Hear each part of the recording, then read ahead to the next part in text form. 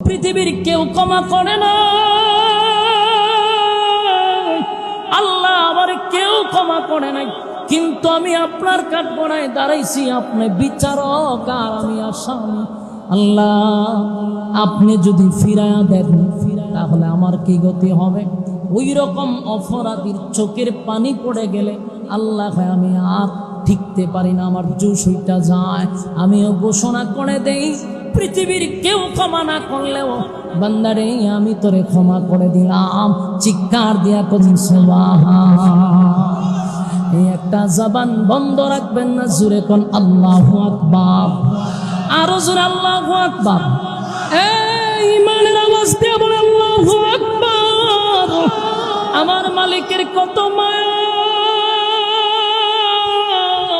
এত বড় অপরাধীও যদি মালিকের কাছে ক্ষমা চায়, মালিক কিন্তু তারে ক্ষমা করে দেয়। কিন্তু যুবক ভাইরা, ক্ষমা চাইব কখন? আমাদের সমাজের একটা বদ অভ্যাস আছে, কইতাম নি? বদ অভ্যাসটা হলো গুনাহ করতেই তাকে যৌবনকাল শেষ করছে আকাম আর কোখাম দিয়া।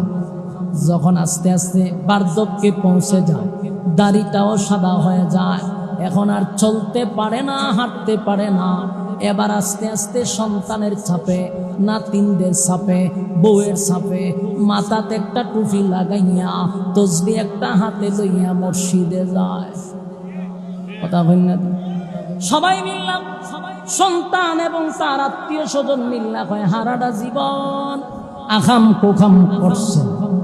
টাকা পয়সা যেহেতু আছে, মক্কা মদিনা যান, কোন রকম মক্কায় গিয়া নাম পালায় হাজি, দেশ আগের মতো ফাজি। ঠিক না বেটি? কারণ হারা জীবন তো এটা শয়তানে একেবারে লারা সারা দিয়া দলায়াত রাখছে। ঠিক না বেটি?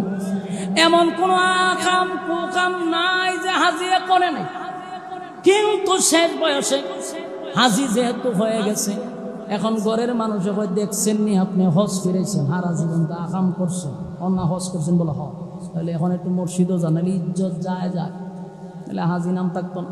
এখন বিপদে পড়ে মসজিদে গিয়া 5 ওয়াক্ত নামাজ পড়ে, মসজিদও যায়। তো যাইতে যাইতে একটা সময় এই লোকটার অভ্যাস হয়। কি হয়? কি অভ্যাস হয়ে থাকে? তখন অটোমেটিক মসজিদ হবে। এই লোকটা যখন মসজিদে যাওয়া আসা শুরু করে, গ্রামের মানুষ বেশি দিন ফলো করতে করতে হয় লোকটা মুরব্বী, আবার 5 ওয়াক্তের নামাজি, আবার হইল হাজি সাহেব। মিটিং বৈশাল লোকটারে শেষ পর্যন্ত বানায় দেয় মসজিদের সভাপতি। ঠিক কইছি না বেটি? দিছেনি সভাপতি বানায়া?